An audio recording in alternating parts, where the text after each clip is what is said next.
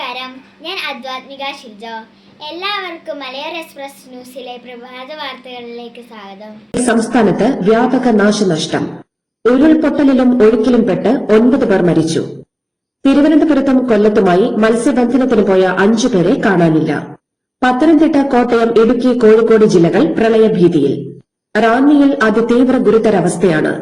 പമ്പയാർ കരകവിഞ്ഞൊഴുകിയതിനെ തുടർന്ന് റാന്നിയിലെ ജനവാസ മേഖലകളും ടൌണും വെള്ളത്തിനടിയിലായി. സംസ്ഥാനത്ത് 65 ദുരിതാശ്വാസ ക്യാമ്പുകളിലേക്ക് 1465 പേരെ മാറ്റിപ്പാർപ്പിച്ചു. മഴ മൂലം സംസ്ഥാനത്ത് ഇന്നലെ 9 മരണം. കോട്ടയം വാകത്താനം ചക്കൻചിറയിൽ വെള്ളക്കെട്ടിൽ വീണ് 11 വയസ്സുകാരനായ കാട്ടാമ്പാക്കിൽ ഷിജുവിന്റെ മകൻ മിലൻ കെ ഷിജു. മലപ്പുറം ജില്ലയിലെ വണ്ടൂരിൽ എറിയാട് തോട്ടിൽ ഒഴുക്കിൽപ്പെട്ട് അബ്ദുൾ മുനീറിന്റെ 3 വയസ്സുള്ള മകൻ അബ്ദുൾ മുഹൈനി എന്നിവർ മരിച്ചു.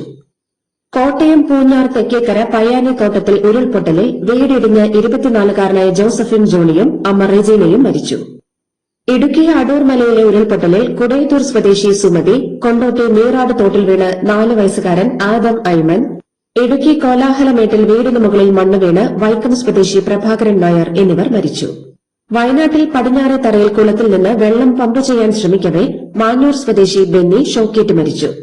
കൊല്ലം നീണ്ടകരയിൽ വള്ളം മറിഞ്ഞ് കാണാതായ പുത്തൻതുറ സ്വദേശി രാധാകൃഷ്ണന്റെ മൃതദേഹം ലഭിച്ചു. കാണാതായ മറ്റൊരാൾക്കായി തെരച്ചിൽ തുടരുന്നു. കനത്ത മഴ 5-ാം തീയതി വരെ തുടരും. 12 ജില്ലകളിൽ ഇന്ന് ഓറഞ്ച് അലർട്ട്. പത്തനംതിട്ട, ആലപ്പുഴ, കോട്ടയം, ഇടുക്കി, എറണാകുളം, തൃശൂർ, പാലക്കാട്, മലപ്പുറം, കോഴിക്കോട്, വയനാട്, കണ്ണൂർ, കാസർഗോഡ് ജില്ലകളിലാണ് ഓറഞ്ച് അലർട്ട്. തെക്കൻ ഗുജറാത്ത് തീരം മുതൽ കേരള തീരം വരെ തീരദേശ ന്യൂനമർദ്ദപാത്തി തുടരുന്നതാണ് കേരളത്തിലെ മഴ സാഹചര്യം രൂക്ഷമാക്കിയത്. കനത്ത മഴയെ തുടർന്ന് സെറ്റ് MG സർവകലാശാല ശ്രീനാരായണ ഗുരു ഓപ്പൺ യൂണിവേഴ്സിറ്റി പരീക്ഷകൾ മാറ്റിവച്ചു. ഇന്നലെ പരീക്ഷ എഴുതാൻ കഴിയാത്ത കോട്ടയം, ഇടുക്കി, പത്തനംതിട്ട ജില്ലകളിലെ ഉദ്യോഗാർത്ഥികൾക്ക് വീണ്ടും അവസരം നൽകുമെന്ന് PSC അറിയിച്ചു. 8 ജില്ലകളിൽ സ്പെഷ്യൽ ക്ലാസുകൾക്കും മതബോധന ക്ലാസുകൾക്കും ഇന്നവധി.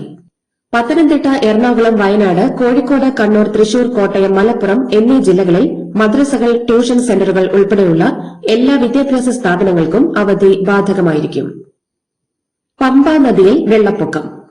നിറപുത്തരി ചടങ്ങുകൾക്ക് ശബരിമല നട തുറക്കുന്ന ഇന്നും നാളെയും ശബരിമല ദർശനം നടത്താൻ ഭക്തർ വരരുതെന്ന് അധികൃതർ അറിയിച്ചു. മഴക്കെടുതിയിൽ മരിച്ചവരുടെ കുടുംബാംഗങ്ങൾക്ക് ധനസഹായം നൽകുമെന്ന് സർക്കാർ. വീടുകളും കൃഷിയും ജീവനോപാധിയും നഷ്ടപ്പെട്ടവർക്കും സർക്കാർ ധനസഹായം നൽകും. പരിക്കേറ്റവർക്ക് മികച്ച ചികിത്സ ഉറപ്പാക്കുമെന്നും മുഖ്യമന്ത്രി അറിയിച്ചു. സംസ്ഥാനത്തുണ്ടായ മഴക്കെടുതിയിൽ 17 വീടുകൾ പൂർണ്ണമായും 127 വീടുകൾ ഭാഗികമായും തകർന്നു. അടിയന്തര സാഹചര്യം നേരിടാനുള്ള ക്രമീകരണങ്ങൾ ഏർപ്പെടുത്താൻ ആരോഗ്യവകുപ്പ് ഡയറക്ടർക്കും മെഡിക്കൽ വിദ്യാഭ്യാസ ഡയറക്ടർക്കും നിർദ്ദേശം നൽകിയെന്ന് ആരോഗ്യവകുപ്പ് മന്ത്രി കെ മുരളീധരൻ. സ്ഥിതിഗതികൾ വിലയിരുത്താൻ എല്ലാ DMOമാരുടെയും DPMമാരുടെയും അടിയന്തര യോഗം വിളിക്കാൻ ആരോഗ്യവകുപ്പ് ഡയറക്ടറോട് ആവശ്യപ്പെട്ടിട്ടുണ്ട്. മാനസിക ശാരീരിക ആരോഗ്യത്തിന് പ്രാധാന്യം നൽകുന്നവരാണ് നമ്മൾ എല്ലാവരും. ശാരീരിക ആരോഗ്യത്തിന് ഒരു മികച്ച പരിഹാരം തേടി ഞങ്ങളിപ്പോൾ എത്തിയിരിക്കുന്നത് ബോൺ സെറ്റിങ്ങിന് സ്പെഷ്യലൈസ് ചെയ്ത കണ്ണൂർ ജില്ലയിലെ ഇരിട്ടിയിലെ ജീവനം ആയുഷ് ക്ലിനിക്കിലാണ്. ആയുഷ് ക്ലിനിക്കിലെ ചികിത്സാവിധികൾ എന്തൊക്കെയാണെന്ന് നോക്കാം.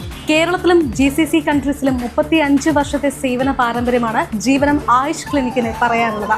ബോൺ സെറ്റിംഗ് മാത്രമല്ല, അതിനോടൊപ്പം തന്നെ പ്രസവ ശുശ്രൂഷയും ഒപ്പം തന്നെ സന്ധിവാത ചികിത്സയുമാണ് ഇവിടുത്തെ ഏറ്റവും ഇമ്പോർട്ടൻ്റ് ആയിട്ടുള്ള ചികിത്സാ വിധികൾ എന്ന് പറയുന്നത്.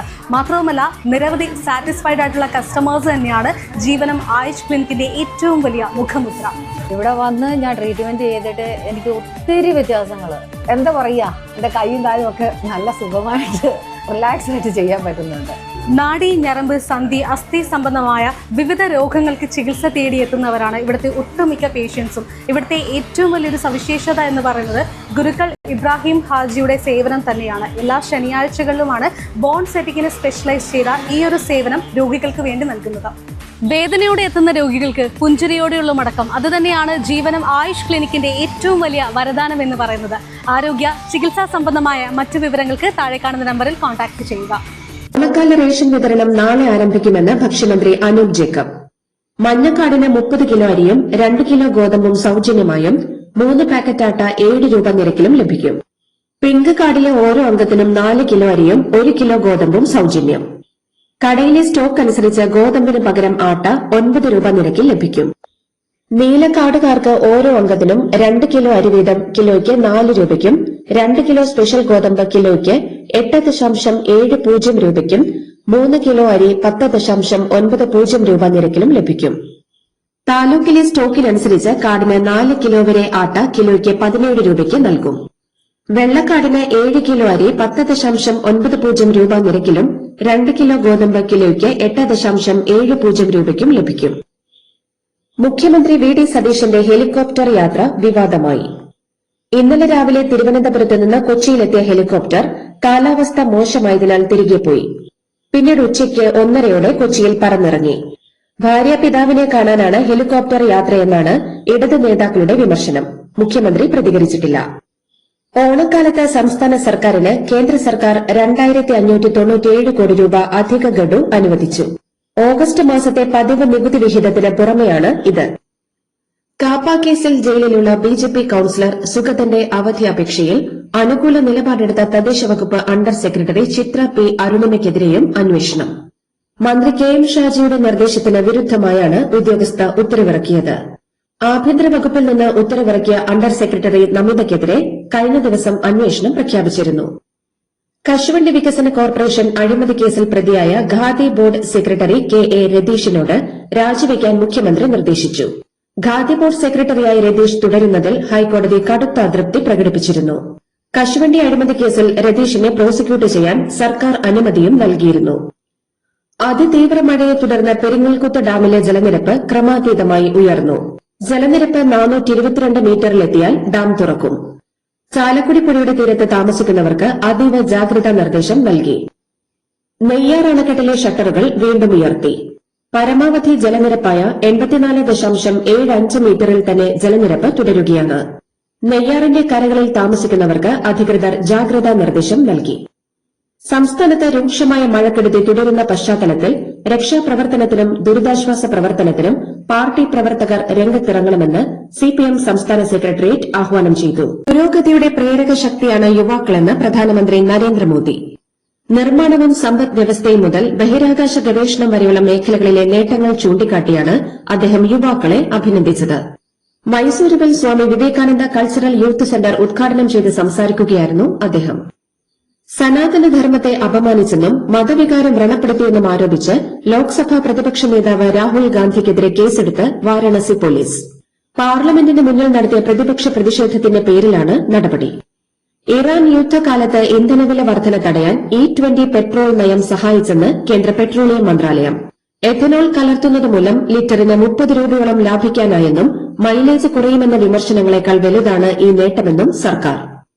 രാജ്യത്ത് E20 ഇന്ധനം കൊണ്ടുവന്നതിൽ കേന്ദ്രത്തിനെതിരെ പ്രതിഷേധം കടുപ്പിക്കാൻ ആം ആദ്മി പാർട്ടി ദേശീയ കൺവീനർ അരവിന്ദ് കെജ്രിവാൾ ഓഗസ്റ്റ് 4-ന് പ്രധാനമന്ത്രിയുടെ വസതിയിലേക്ക് മാർച്ച് നടത്തി കേന്ദ്രത്തിന്റെ E20 നയത്തിനെതിരെ പൊതുജനങ്ങളുടെ നിവേദനങ്ങൾ സമർപ്പിക്കുമെന്ന് കെജ്രിവാൾ അറിയിച്ചു.